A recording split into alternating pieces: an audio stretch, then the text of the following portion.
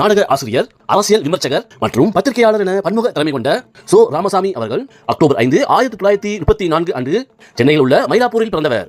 சீனிவாச ஐயர் ராமசாமி என்ற இயற்பெயரை கொண்ட இவரது தந்தையின் பெயர் ஆர் சீனிவாச ஐயர் மற்றும் தாய் ராஜம்மாள் ஆகும். சென்னை மயிலாப்பூரில் உள்ள BS பள்ளியில் பள்ளி படிப்பை முடித்தவர். பின்னர் லைலோ காலேஜில் BSc பட்டப்படிப்பை முடித்து சட்டக்கல்லூரியில் சட்டம் பயின்றார். சோ அவர்கள் 1957 முதல் 1962 வரை சென்னை உயர்நீதிமன்றத்தில் வழக்கறிஞராக பணியாற்றியவர். பகீரதன் எழுதிய தேன்மொழியால் சோ என்ற கதாபாத்திரத்தில் நடித்திருந்தார். அந்த கதாபாத்திரம் மிகவும் பிரபலம் அடைந்ததால் இவரது பெயருக்கு முன்னால் சோ என்ற அடைமொழி நிரந்தரமாக ஒட்டிக்கொண்டது. சோ அவர்கள் விவேகா ஃபைன் ஆர்ட்ஸ் கிளப் என்ற நாடக குழுவை தொடங்கி சுமார் 20க்கும் மேற்பட்ட நாடகங்களை எழுதி இயக்கி நடித்தவர். இவரது நாடகங்கள் பெரும்பாலும் அரசியல் நையாண்டிகள் நிறைந்ததாக இருந்ததால் மக்களிடம் பெரும் வரவேற்பை பெற்றது.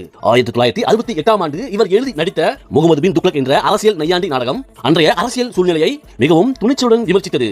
இது சோ அவர்களின் வாழ்க்கையில் பெரும் துடிப்பு முனையாக அமைந்தது. 1963 ஆண்டு வெளியான பார் மகளே பார் என்ற திரைப்படத்தின் மூலமாக திரைத்துறையில் அறிமுகமானவர். சோ அவர்கள் பல முன்னணி நடிகர்களுடன் நகைச்சுவை மற்றும் குணச்சித்திர வேடங்களில் நடித்துள்ளார். முகமது பின் துக்ளக் நாடகத்தில் பெற்ற வெற்றியின் மூலமாக தனது அரசியல் விமர்சனத்தை தொடர்ந்து வெளிப்படுத்தும் நோக்கத்துடன் 1970 ஆண்டு துக்ளக் என்ற அரசியல் வார இதழை தொடங்கியவர். சோ அவர்கள் எந்த ஒரு அரசியல் கட்சிக்கும் ஆதரவாக செயல்படாமல் அனைத்து கட்சிகளின் தவறுகளையும் துணிச்சலுடன் விமர்சித்ததால் இவரை நிரந்தர எதிர்க்கட்சி தலைவர் என்று அனைவரும் அழைத்தனர். சோ அவர்கள் 1999 முதல் 2005 வரை பாரதிய ஜனதா கட்சியின் ஆதரவுடன் இந்திய குடியரசுத் தலைவரால் மாநிலங்களவை உறுப்பினராக நியமனம் செய்யப்பட்டு பணியாற்றியவர். முன்னாள் தமிழக முதல்வர் ஜெயலலிதா அம்மையாரின் நெருங்கிய நண்பராகவும் அரசியல் ஆலோசகராகவும் செயல்பட்டு வந்தவர். சோ அவர்கள் முக்கிய அரசியல் கூட்டணிகளை அமைப்பதில் முக்கிய பங்காற்றினார். மேலும் சோ அவர்கள் இந்திய பிரதமரான நரேந்திர மோடியை குஜராத்தில் முதல்வராக இருந்த காலகட்டத்திலேயே அவருடன் நட்பாக இருந்ததோடு எதிர்காலத்தின் இந்திய பிரதமர் என்று அக்காலகட்டத்திலேயே அனைவரிடமும் சொல்லிக் கொண்டிருந்தவர். நரேந்திர மோடியும் தனது மேடை பேச்சுகளில் சோ அவர்களை தனது ராஜகுரு என்றும் அடிக்கடி குறிப்பிட்டுள்ளார். சோ சவுந்திரா தம்பதியருக்கு ஸ்ரீராம் என்ற மகனும் சிந்துமா என்ற மகளும் உள்ளனர். சோ அவர்கள் எம்ஜிஆர் மற்றும் ஜெயலலிதா அம்மையாருக்கு நெருங்கிய அரசியல் ஆலோசகராகவும் ஜெயலலிதாவின் சாணக்கியர் என்றே அழைக்கப்பட்டவர். ஆனால் சோ அவர்களும் கலைஞர் கருணாநிதியும் கருத்தளவில் எதிரும் புதிருமாகவே செயல்பட்டனர். திமுகவின் அரசியல் கொள்கைகள் மற்றும் ஆட்சியை சோ தனது துக்ளக் மூலம் கடுமையாக விமர்சித்தவர். ஒருமுறை சோ அவர்கள் தனது மேடை பேச்சுகளில் கருணாநிதியை பற்றி விமர்சித்துக் கொண்டிருந்தார். கலைஞர் கருணாநிதி ஒரு மேடை பேச்சில் தன்னுடைய தாய் தந்தைகள் தமிழ்நாட்டிற்காக பல தியாகங்களை செய்ததாக பேசியிருந்தாராம்.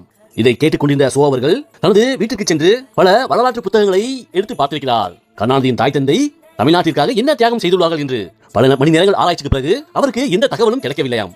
அதன் பிறகு யதார்த்தமான ஒரு சந்திப்பில் கருணாநிதியிடம் கேட்டுள்ளார், உங்களுடைய தாய் தந்தையர் தமிழ்நாட்டிற்காக பல தியாகங்களை செய்துள்ளாக கூறினீர்களே, அப்படி என்ன தியாகம் செய்துள்ளார்கள் என்று கேட்டதற்கு கருணாநிதி அவர்கள் கூறினாராம், என்னை பெற்றெடுத்து இந்த தமிழ்நாட்டிற்காக அர்ப்பணித்ததே மிகப்பெரிய தியாகம் அல்லவா என்று கூறியதும் சோ அவர்கள் வாயடைத்து போனாராம். இந்த நிகழ்வை சோ அவர்கள் தனது மேடை பேச்சுகளில் கூறியவுடன் கூடியிருந்த மக்களின் சிரிப்பொலிகள் சில நிமிடங்கள் அடங்கவில்லையாம். மக்களின் சிரிப்பொலிகள் நீடித்துக் கொண்டே இருந்ததாம். இதேபோன்று திமுகவின் ஸ்பெக்ட்ரம் ஊழலையும் தனது வழக்கமான அரசியல் நையாண்டி மூலமாகவே விமர்சித்துள்ளார். மேலும் பல வழக்குகள் கொண்ட குற்றவாளிகளையே கமிஷன்களாக போடுவது இவர்களது வழக்கமான செயல் என்று நகைச்சுவையாக கூறியிருப்பார். இதுபோன்ற பல அரசியல் தவறுகளை மக்களிடம் நகைச்சுவையோடு கொண்டு சேர்த்து அவர்களை சிரிக்க வைப்பதோடு சிந்திக்கவும் செய்வார். சோ அவர்கள் தனது கருத்துக்களை எவருக்கும் அஞ்சாமல் துணிச்சலாக வெளிப்படுத்திய அரசியல் சாணக்கியனாகவே பார்க்கப்பட்டார். சோ அவர்களின் கூர்மையான எழுத்துக்கள் பல அரசியல் முடிவுகளுக்கு மறைமுகமாக வழிகாட்டியது. சோ அவர்களின் நையாண்டி மற்றும் நகைச்சுவை உணர்வு அவரது எழுத்துக்களிலும் பேச்சுக்களிலும் தனி முத்திரையை பதித்தது. சோ அவர்கள் மிக கடுமையான அரசியல் விமர்சனத்தை கூட நகைச்சுவை உணர்வுடன் வெளிப்படுத்திய விதம் அனைத்து தரப்பு மக்களிடம் பெரும் ஆதரவை பெற்றுத் தந்தது. சோ அவர்கள் மூச்சு திணறல் மற்றும் உடல்நல குறைவால் பாதிக்கப்பட்டு சென்னை அப்போலோ மருத்துவமனையில் சிகிச்சை பெற்று வந்த நிலையில் சிகிச்சை பலனின்றி டிசம்பர் 7, 2016 அன்று அதிகாலை சென்னையில் காலமானார். மேலும் சோ அவர்களின் மறைவுக்கு 2 நாட்களுக்கு முன்புதான் சோ அவர்களின் நெருங்கிய நண்பரும் தமிழக முதல்வருமான ஜெயலலிதா அவர்கள் அதே மருத்துவமனையில் காலமானார். இதனால் தமிழக அரசியல் மற்றும் ஊடக உலகில் பெரும் சோகத்தை ஏற்படுத்தியது. அஞ்சாத நெஞ்சம் கொண்டவராக அக்னி வார்த்தைகளால் அரசியல் தலைவர்களை கேள்வி கேட்பதோடு தனது துக்ளக் பத்திரிகையின் மூலமாக மக்களின் மனசாட்சியை வாழ்ந்த சோ அவர்களை ராஜகுரு என்று கூறுவதே பொருத்தமானதாகும். சோ அவர்கள் அரசியல் ஒரு சாக்கடை, அதில் எது வேண்டுமானாலும் கலக்கலாம். அதாவது அரசியலில் நேர்மை என்பதே கிடையாது, எந்த தவறான கொள்கை அல்லது நபரும் எளிதாக உள்ளே வர முடியும் என்று விமர்சித்தவர். மேலும் சோ அவர்கள் ஓடவும் முடியாது ஒளியவும் முடியாது என்ற வாசகத்தை தனது மேடை பேச்சுகளில் அடிக்கடி வெளிப்படுத்தியவர். அதாவது அரசியல் தவறுகள் வெளிப்படும் போது குற்றவாளிகள் தப்பிக்க முடியாது என்பதையே உணர்த்தியிருக்கிறார். மேலும் சோ அவர்கள் கொள்கை பிடிப்பு இல்லாமல் சந்தர்ப்பவாத அரசியல் செய்யும் தலைவர்களை தனது நையாண்டி பேச்சுக்களின் மூலமாக நான் ஒரு நல்ல அரசியல்வாதி, ஏன்னா என்கிட்ட எந்த கொள்கையும் கிடையாது என்று தமது விமர்சனங்களை நக்கலாக வெளிப்படுத்தியவர். மேலும் சட்டம் என்பது பணக்காரனுக்கு ஒரு மாதிரி, ஏழைக்கு ஒரு மாதிரியும் இல்லை. அதிகாரம் பணக்காரருக்கு ஒரு மாதிரியும் அதிகாரம் இல்லாதவர்களுக்கு ஒரு மாதிரியும் இருக்கிறது. அதாவது அதிகார வர்க்கத்தின் இரட்டை நிலைப்பாட்டை தமது நக்கலான பேச்சுக்களின் மூலம் அன்றைய அரசியல் தலைவர்களை வறுத்தெடுத்தவர்.